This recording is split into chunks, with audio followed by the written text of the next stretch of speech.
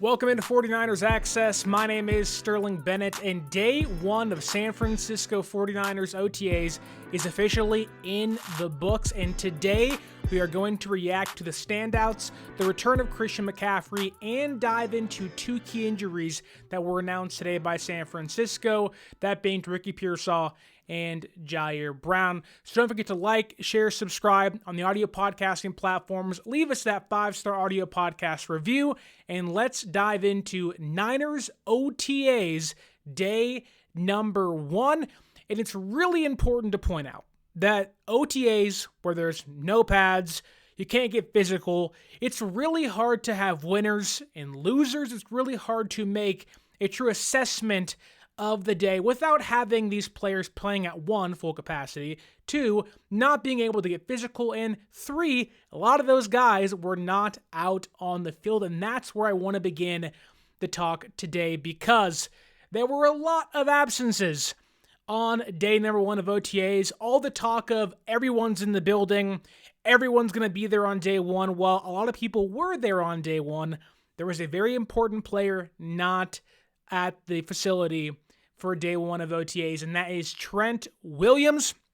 He is the key absentee of day one, and apparently he has not been at the facility for the last few weeks or so, but is expected to return very, very soon.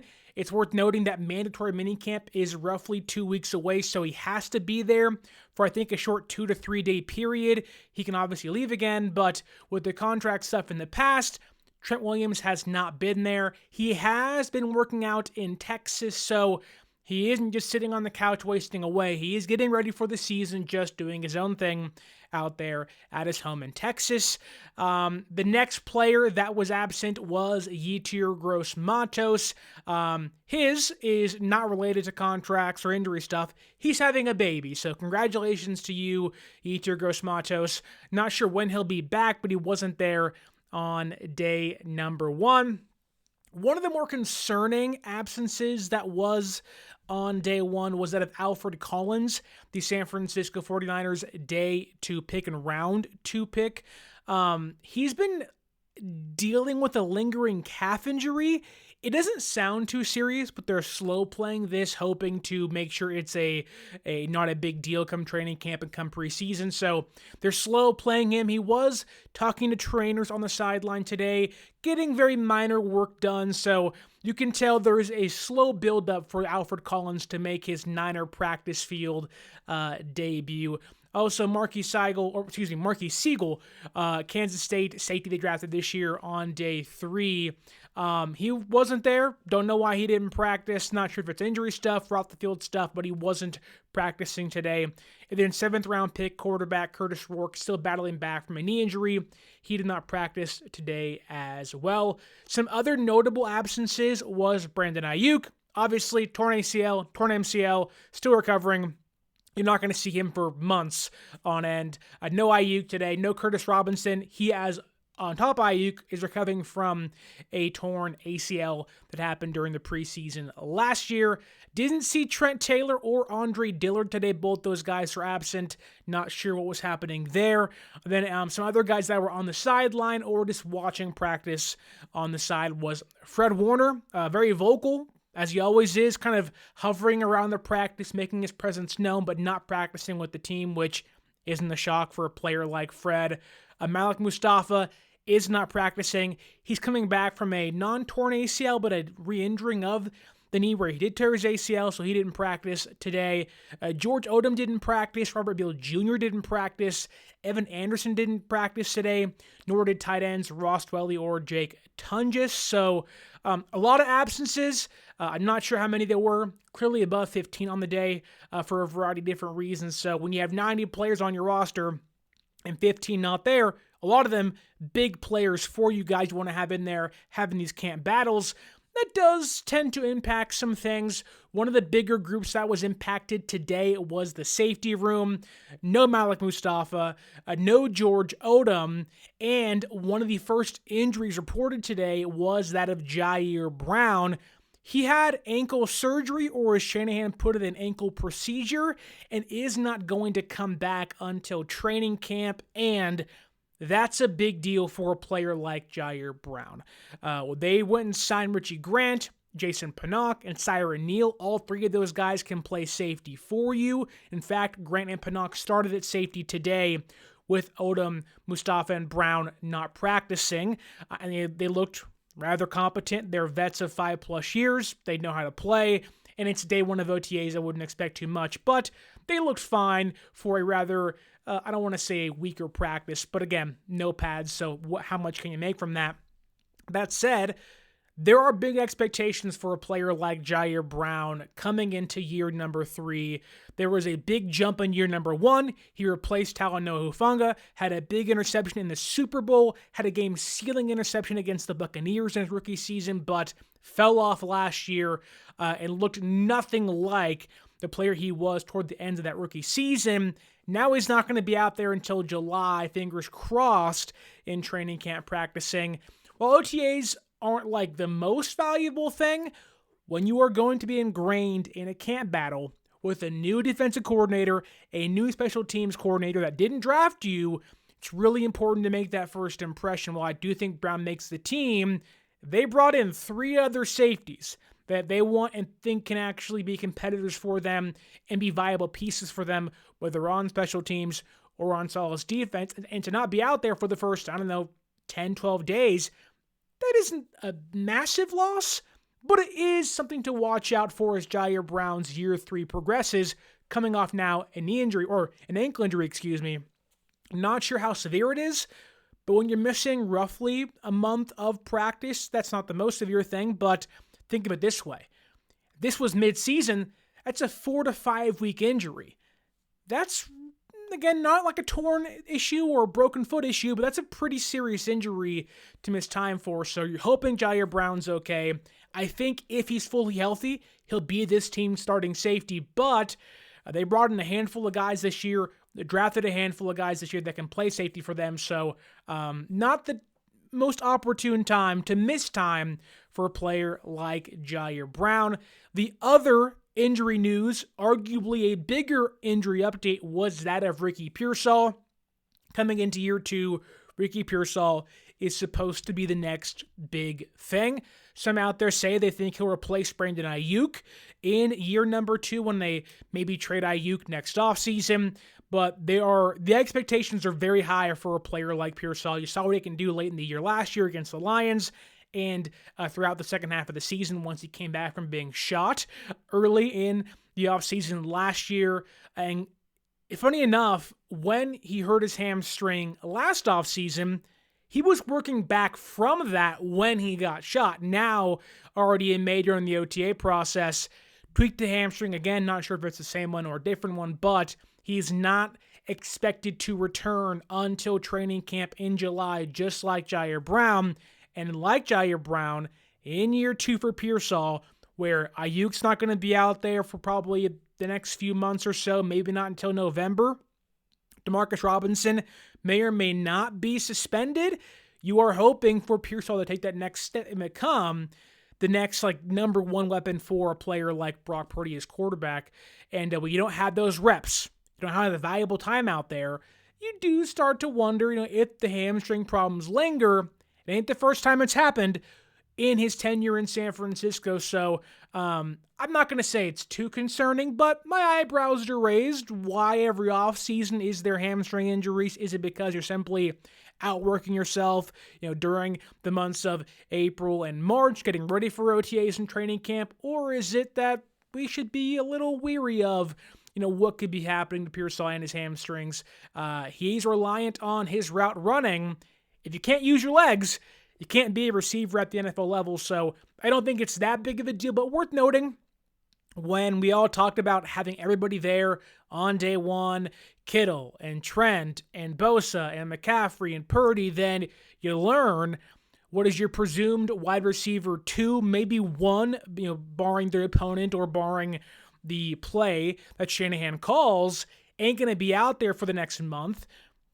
Not that there's chemistry issues, but there's a reason why they got contracts done for Fred and Kittle and Purdy. They wanted to avoid any issues that could arise that aren't football related, And you already have guys dropping down like Pearsall and Brown. So pivotal years for both those guys. Need both those guys to step up in a big way. But to me, Pearsall's is a little more concerning, knowing that the way Brown played last year, you can find a replacement for him.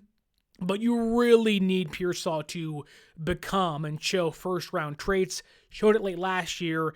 Not having him out there isn't the biggest deal, but again, you want to start, hit the ground running. And when you're not out there, you can't do that. So, two, I don't want to say major, but 2 losses for San Francisco this early into OTAs. They're going to be back by training camp and should be healthy by week 1 of the NFL season, ready to go. Also worth noting, to all of you out there that bought Ricky Pearsall jerseys last year, donning the number 14, they are now outdated. Ricky Pearsall has changed his number to number 1. It's what he wore in college. Obviously couldn't have it last year because of Deebo Samuel. Now with Deebo gone, Pearsall, who isn't practicing now because of a hamstring injury, is now changing his number to number 1. So I'm sorry to everybody out there who bought Pearsall jerseys. Hopefully you didn't buy them this offseason, but they are now outdated. Maybe you can duct tape the 4 off of it because he is now number 1 walking into his sophomore season with the San Francisco 49ers. Rick Diaz here says on the YouTube chat, we are trying to avoid the injuries. Here we go one more time again. The season hasn't even started yet. Rick, I would tell you this. Injuries always happen early. Again, we have no idea as to why guys like Beal Jr. and Evan Anderson and Dwelly and Tunges and Odom didn't practice today. This is kind of similar to what Malik Mustafa's injury is, albeit not the actual injury being an ACL or a knee, more so the severity of it, saying, hey, these guys are going to miss a couple months, a month or so. So I wouldn't look too much into it. I don't think they're too serious, but if they linger, that's when we all say, what's going on here? Because, again, you can't have Pearsall, who is his entire game is reliant on route running, have chronic hamstring injuries, which kind of seems like it's the case for him during the offseason program because he had one last year and he has one again this offseason. Before we get to my top takeaways of OTA's day number 1, I want to pause here and ask you if you could to use that promo code 49ers Access, 49 ERS ACCESS at SeatGeek.com to save yourself $20 off your first purchase, whether it's baseball games, NBA playoff games, or buying tickets to watch the San Francisco 49ers this season. Go to SeatGeek.com and use that promo code 49ers Access, 49 ERS ACCESS. Papa J says here, what's up, Sterling? What's up, Papa J? I love the energy, and what I love to see is my first takeaway of day 1 of OTAs, that being the return of Christian McCaffrey. San Francisco's offseason was missing something last year. In fact, they're missing a lot of things last year. One of those key figures, one of the missing pieces, the ingredients of this Niners offensive recipe was the absence of Christian McCaffrey. And when you see Christian McCaffrey on the field, fully healthy, you see an entirely different San Francisco 49ers offense. Now, obviously, it's day 1 of OTAs. They're not going out there doing, 100-yard drills and marching the entire offense down the field and whatnot against the entire defense, but he looks fully healthy. He looks like the bilateral Achilles tendonitis and the PCL injury are things of the past. Now, fingers crossed it stays that way, but when you hear Christian McCaffrey's out there, moving well, he looks fast, he looks quick. It just changes the entirety of the offense, what they can do. It helps with Brock Purdy and the check down stuff. You lose Deebo Samuel, who's going to replace him? You maybe have questions as to, is Ayuk going to be out there fully healthy? Demarcus Robinson, now Ricky Pearsall. Having Christian McCaffrey fully healthy, looking fully healthy, jumping around, that's a really big improvement for San Francisco. Now, there are questions as to how long he can stay healthy for. He's an older running back now with a lot of tread on those tires.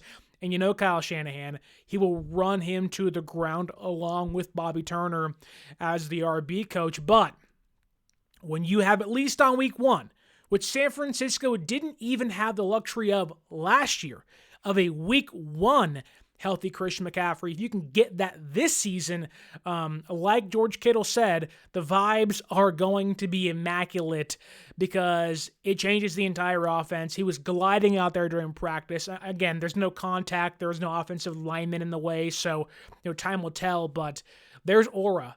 There is, you sense the presence of Christian McCaffrey on the football field, and that's from the sideline. That's from the stands. Imagine being a defensive player saying, oh my God, Christian McCaffrey's out there. We're going to watch that guy on every single play. It just flips that switch and gives San Francisco's offense an entirely new gear. We saw it in 2022 when he got here over from the Panthers. But man, I really, I think everyone's takeaway from watching practice today was Christian McCaffrey looks like he's good to go. And that changes everything. Now, hope he can stay that way, because if he can't, there's a bigger concern behind that. You don't really know what you have in Jordan James. There's some good things you like, but he's a rookie. You like Renardo, but he has his own injury concerns as well. And you like Patrick Taylor Jr. and Corey Kiner, but man, I think just watching Christian McCaffrey today, sitting back like, wow. If that guy's out there, there is going to be, like, we are going to leave 2024 in the past. San Francisco lost like 7-1 score games last year. Now, a good kicker could fix that for them, and so could it improve defense and special teams. But I tell you this, you give Brock Purdy and Kyle Shanahan and Christian McCaffrey, those losses turns into wins really quickly, and you're going to have this team back in the playoffs. Now, again, it's day one. Don't want to go crazy here. Don't want to overhype things, but Christian McCaffrey looked really good running in shorts and no pads against no defense today for the San Francisco 49ers. Let's see what we have here. Fish and Chips says, if Shanahan doesn't coach CMC to take less reps, he'll be gone before halfway of the season. I think a lot of that rests on Bobby Turner. Now, CMC's never going to pull himself out of the football game. That's why it was so kind of like shocking where he was like, hey, someone come get me in that game against the Bills. Something was clearly wrong in that game. But I do think that there really needs to be a concentration to not limit Christian McCaffrey's reps per se, but just monitor them more carefully. Maybe don't have him being crammed between the tackles, every single snap and whatnot. You have Jordan James. He is now kind of the inside zone guy running back in your room. Let him take some of those carries. I don't think you need to kind of just run CMC into the ground. So I don't mind CMC getting 17 touches a game, but let's limit how often there's 345-pound, 360-pound D tackles rolling on his ankles and stuff, because that's where things get really scary. So I agree with you, but for what it's worth, on day one of OTAs, Christian McCaffrey looked really healthy and looked like the old CMC we saw pre-injury, which I think we're all hoping will be the case going forward in 2025. Moving along to Brock Purdy. This was the first glimpse we saw of Brock Purdy post-massive contract extension. Again, you're not throwing against the entirety of the defense. You don't have pressure in your face, really. Nobody has pads on, but Brock Purdy looked really sharp, really focused, very vocal today on day one, albeit technically it's like day 3 or 4 for them, but day one of the media being there and having access. He's yelling at coaches. He's not coaches, yelling at receivers and quarterbacks and making sure guys are in their right spots. There was a play today where Juwan Jennings stopped on his route and didn't run the full thing, and Purdy was screaming at him. And it's stuff like that. That's why you pay someone $265 million for the next 5 or 6 seasons. He is like, look, if we can practice how we play and get things down now and know where we have to be on day one of OTAs, it'll make the season so much more easier for us. It'll make things so much more fluid. I really think that for Purdy, it's He already has established himself as a really good player, but it's maintaining that intensity. He talked about that when he got paid of like, I need to get back to who I once was, on tape, on the field, playing in the system, but maintaining the intensity, not taking plays off, and really like saying, hey, look, this may be an easy practice in shorts with no pads, but it matters to get your end arounds better, or your curl routes, or your L routes, or your crossing routes down now, because once the season comes, it's full go. And this team has to be full go. So, again, I'm not trying to say Purdy was incredible, but just he was sharp today. He was on point. His chemistry with Jauan Jennings is just A1. Like, we saw what Purdy was like with Brandon Ayuk, and I put on Twitter last night, like, I can't wait to watch Ayuk get back out there. Hopefully he's healthy this year, because him and Brock Purdy together are an incredible matchup, and it's a big mismatch for defenses. That same thing, although Jennings is not the route runner or the receiver Brandon Ayuk is, he's a mismatch for most defenses, especially with Brock Purdy throwing in the football. Now, I do think that Jennings can play in any single offense. His skill set translates to 31 other teams in the NFL, but he's so important to have. Bigger body guy, mismatch for your smaller slot cornerbacks.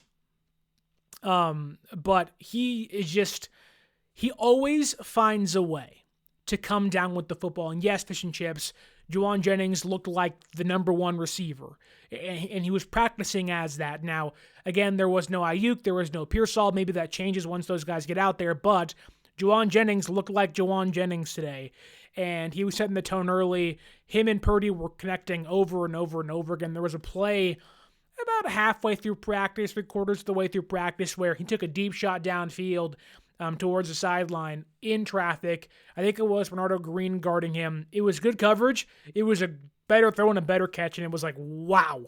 Jauan Jennings looked like a guy you want to pay again before he hits free agency next offseason. So, Jauan looked great. Again, there was that small blip where he didn't finish his route, and Purdy like reamed him, was like, you need to get your ass in order really quickly here. So, but that's like the competition you want to see.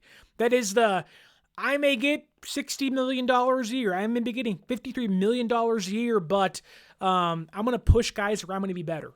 It's not about me. It's the team. And you have Purdy and Jennings. The chemistry's already there. They look sharp. There's somewhat of an electricity between those two guys, where it's like we see the game the exact same way. And like when you have receivers that know where to be for their quarterbacks, you have a quarterback that is more willing to give them the football over and over and over again. And you have that with Purdy and Jennings, hence why last year he almost caught 1,000 yards, had it not been for an ejection in Week 18. So good stuff from Purdy, good stuff from Jennings. Fish and Chip says here that Cone said CMC looks slow. I can't get into somebody else's eyes and whatnot. Maybe it's not right, I did, and I have no idea. But I don't know. I think CMC looked fine. I think the majority of people said Christian McCaffrey looked fine. So I would lean towards the majority compared to one person. But look, once Pats comes on, once offensive linemen get in there, things can change, and we'll address it then. But day one of OTAs where there is no pads, they're in shorts, they're running routes and running their plays against wind.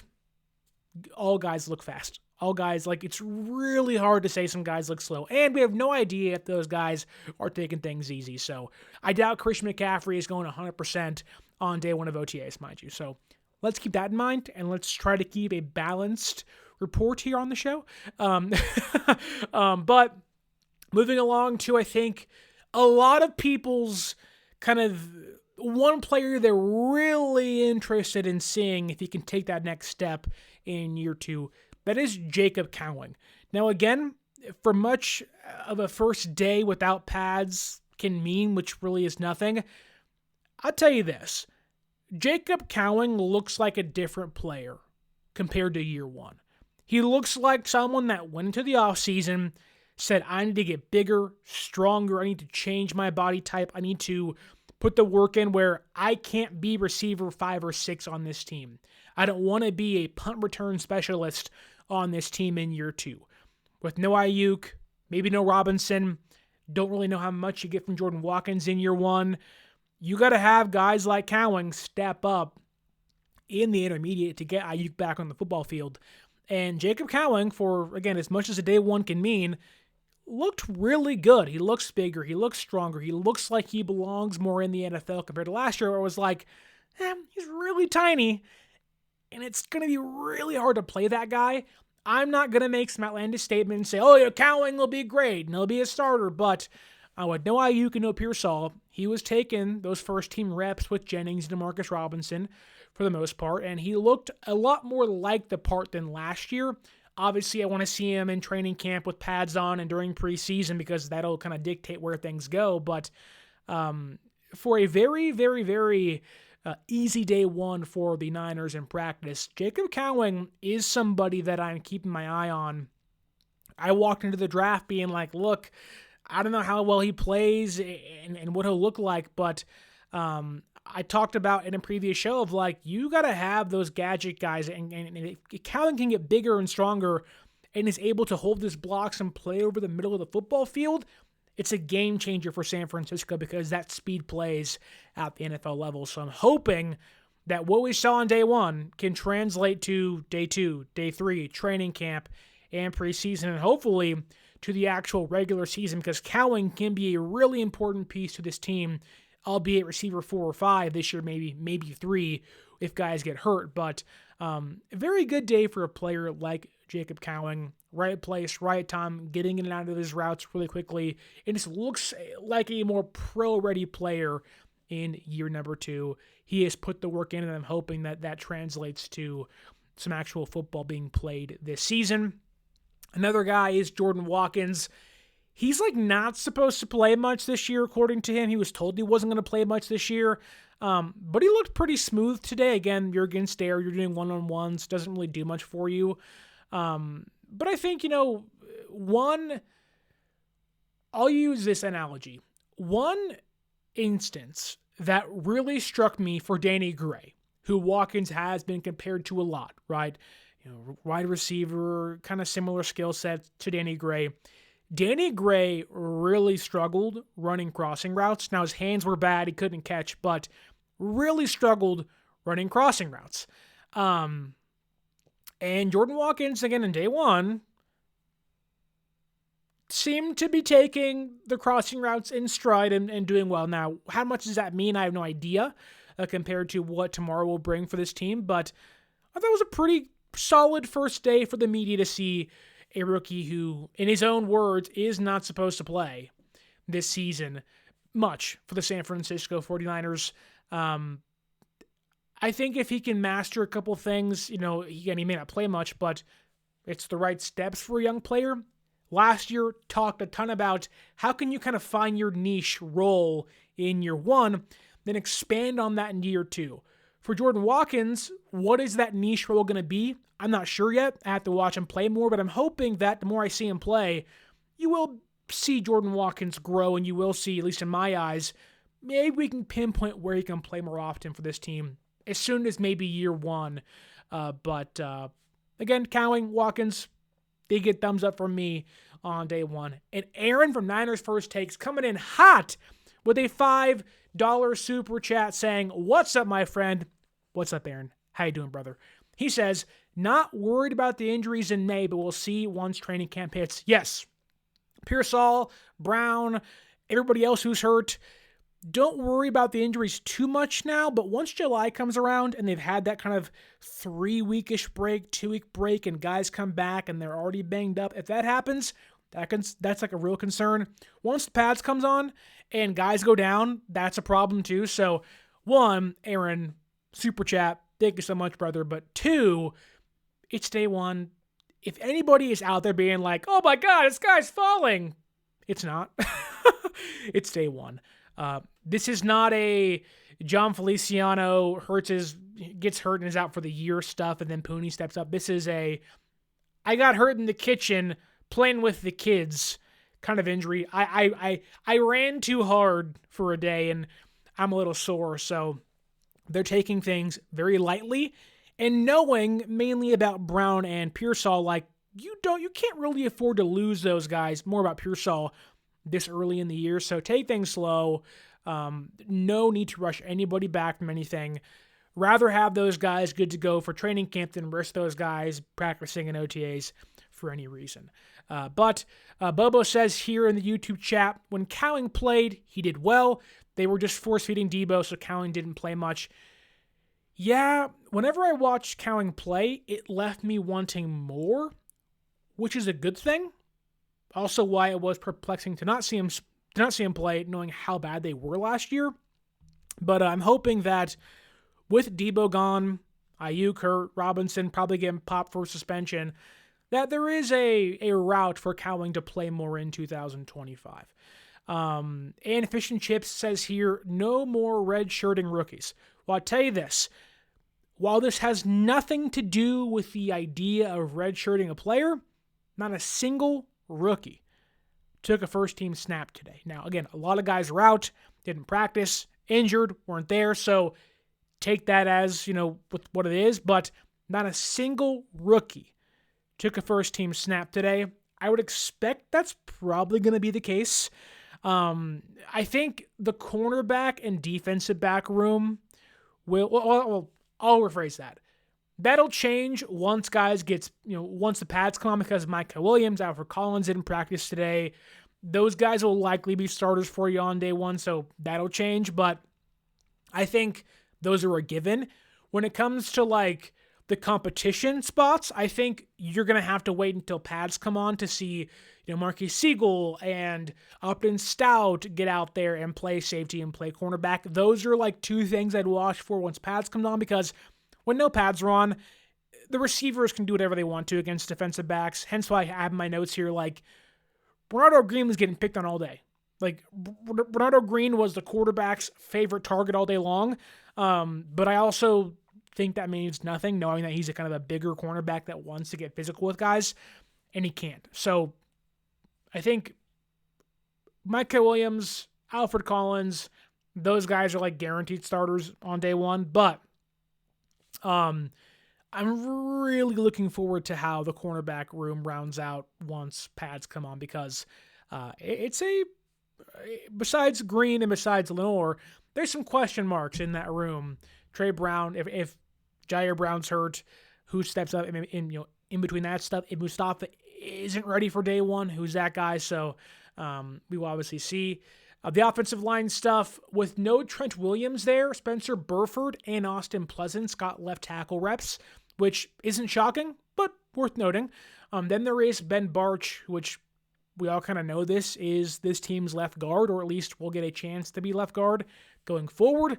He got almost the entirety of first-team reps today, so just small things to note for you that I saw today.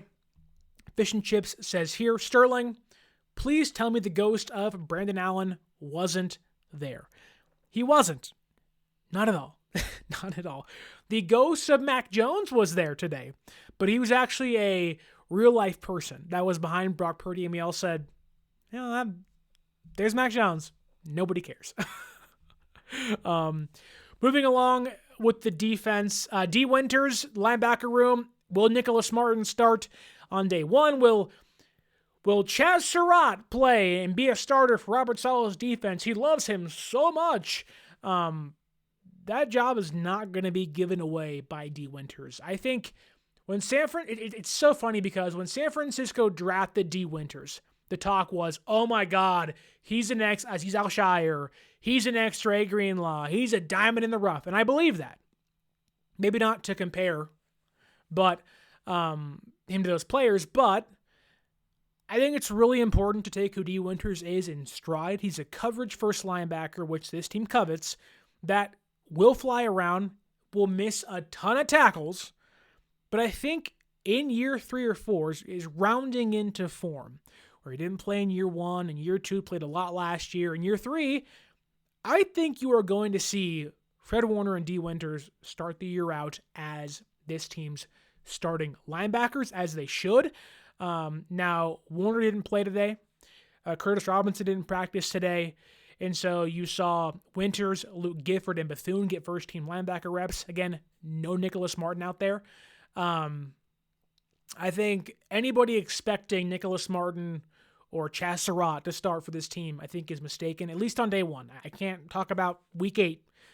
But I think D. Winters, don't forget who we all believed he'd be. And I don't think he's there yet, but I do think D. Winters was drafted to inevitably replace Dre Greenlaw or be a part of that rotation. And now look, they tried to bring Dre back, but I think they're okay. They should feel relatively comfortable with D. Winters out there, and he looked like that it was going to have to be a job that is ripped out of his hands, not given away. But got to stay healthy. Winters is always hurt.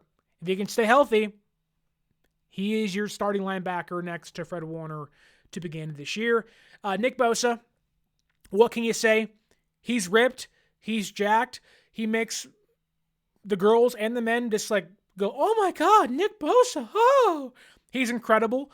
As a football fan, there is a clear difference when you see Nick Bosa and Samo, Nick Bosa and insert other edge rusher, even Nick Bosa and Mykel Williams, different players, different builds. Nick Bosa operates at an entirely different speed than everybody else. And he always has, but when you have a really young defense, it makes it much more noticeable where you're like, oh my God, Nick Bosa looks like he's on level 10 and these guys are on level 2 or 3. And it shows. Now, you are comparing Nick to rookies and year 2 guys, which isn't fair to anybody else, but he's just awesome. Nick Bosa is awesome. And today, funny enough, he got into the backfield. Again, no pads, so what is it worth? Got some pressure into Brock Purdy's face. Purdy was like, all right, F it. Jump ball up in the air. He threw a pick to Trey Brown. But we know who Nick is. That's a play Nick does almost every single Sunday. He's always making plays for this team, and he's so good. There's a clear difference of Nick Bosa and every other defensive player on this roster, not named Fred Warner and maybe Lenore, but Nick just separates himself on a snap-to-snap basis. And speaking of other defensive players, Mykel Williams, in person, he is big, he is quick, he's girthy, he is thick, he is dense, and he was chasing down runners. Mykel Williams, I have no idea what his actual production will be this year, but he looks the part. He is a man amongst boys, and he dwarfs some big tackles out there. He makes other defensive linemen look small. He is I don't want to say tank of a man, but he is like an iron giant out there, the way he's built. He's so strong. He's so quick. And I know we're going to hype him up and talk about Mykel all year long, but outside of the cornerback room, I really cannot wait to watch the pads come on for him, because I'm tired of watching him bully ball boys and bully the coaching staff. I want to see him bully and go against Trent Williams and Colton McKivitz. There's going to be a play in camp where, because Colton McKivitz is often susceptible to a bull rush, Mykel's going to do that to Colton McKivitz, and we're going to go, whew, look at that power.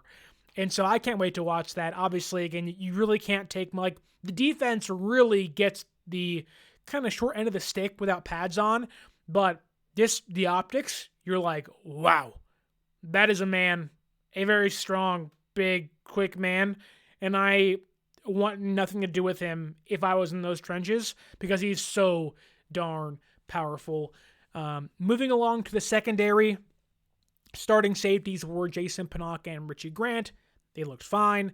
I think Pinnock will be a starter in some points this year. If Mustafa isn't healthy, Pinnock is a clear day one starter. If they ever want to utilize 3 safety sets, he'll be out there. He's a playmaker, forced fumbles, interceptions. He'll be out there. Pinnock will be one of the key, quote-unquote, key free agents they sign on defense this year for Saleh. They gave him guaranteed money for a reason. He'll play. Whether that is as a starter next to Mustafa or starter next to Brown or mix and matching, but Pinnock will start, and he'll be good for this team. Richie Grant, more of a special teams guy, but also more of that prototypical free safety. Now, he isn't just that, but he's a very good depth piece to have. We're in a room where you have Mustafa and Brown, who you love Mustafa, you like Jair Brown. You don't really know if you want to keep George Odom, and you gave Pinnock guaranteed money. You have Siren Neal, but is he going to make the roster? You just don't know. And I think Richie Grant will play for this team, and I think he's one of those key free agents for Brant Boyer to say, hey, I'll keep 5 safeties, but he's my special teams dog. And if you have 2 of those guys, Odom and Grant, I wouldn't be shocked to watch both those dudes be kind of battling out for positioning on the depth chart, because Mustafa's making the team, Brown's making the team, Pinnock's making the team. Is it going to be Marquise Siegel? Is he going to make the team as a rookie? Who knows? I would like to think so, but you never know. Then there is Neal and Grant and Odom. So there is that kind of 3-man battle happening. I think they'll keep 2 of those guys, but there is that battle happening of who's going to be that kind of special teams ace on the back end of the secondary room. I think Grant, Odom, and Neal are going head-to-head for that job. Cornerback-wise, Lenore's Lenore. That's clear as day. Trey Brown got an interception. That's pretty cool, I guess. There wasn't really much else to take away from that. Again, noting back to Renardo Green for a second, he was getting picked on all day long, but he's a physical cornerback that wants to get physical. He wants to play press coverage. He wants to get his hands on guys. And when you can't do that, you're going to look worse than you are. So I don't really think there's too much negative takeaways from a player like Renardo Green. But I think, once like OTAs to me are like, let's refine some stuff. Let's work on some stuff. Like, nobody can tackle you. Nobody can touch you in these kind of periods, or not much. Like, let's try new things. It's to acclimate guys to a defense, to an offense. There really is nothing like massive to take away from OTAs. I've been there plenty of times, and I'm like, yeah, whatever. Like, you cannot make much of anything. It is really a bunch of combine workouts happening. That's really what it is. With like more of that team specific stuff happening and those drills happening. So for as much as an OTA's day one can be for the media, there was a lot to take in, but not much to say of like, oh, that's going to be a definitive statement to make. So it was a good day. It was a hot day. Also a nice day out there in the Bay. And look, as Fish and Chips says here, my man crush is Nicholas Bosa. By far. If you have any definitive takeaway here, my man crushes are Nicholas Bosa and Paul Rudd. And that's it. That's all you got from me. But no, it was a good day of practice. Dre Area Sports says, Mykel Williams looks like a monster out there. Yes, he does. And a lot of today was optics. How do things look? How do they sound? And again, we're all waiting for July when those pads come on and the heat picks up and those battles can really happen. But not too many concerning things. Obviously, some Pearsall injuries and some Browns injuries, but those things should get cleared up. And yes, Papa J, I did say Paul Rudd. That is my man's. Love me some Paul Rudd. But not too much to take away from today, but a lot of optics stuff. And overall, a very kind of nice reintroductory to the San Francisco 49ers in 2025, which again, if you want to watch this team play live, you have to go to SeatGeek.com and use promo code 49ers Access, 49 ERS ACCESS at SeatGeek.com and save yourself $20 off your first purchase. You can also follow us on social media at 49ers.access is the Instagram, 49ers_access is the X or Twitter. And as Fish and Chips says here, we are relying on you, Sterling, for honest coverage in camp, good or bad. And that's what I am promising you the entirety of the offseason, good or bad. You are going to get my honest assessment of what's happening out there at Levi Stadium every single day. So stay tuned on the show. Don't forget to like, share, subscribe. Give us that 5-star audio podcast review. And I want to thank Papa J, Fish and Chips, Bobo, Dre Area Sports 49ers first takes, and many, many more in the comments. Rick Diaz as well. Thank you all for tuning in. Like, share, subscribe. Give us that 5-star audio podcast review. And as always, until next time, my name is Sterling Bennett. This has been 49ers Day 1 of OTA's coverage. And stay faithful.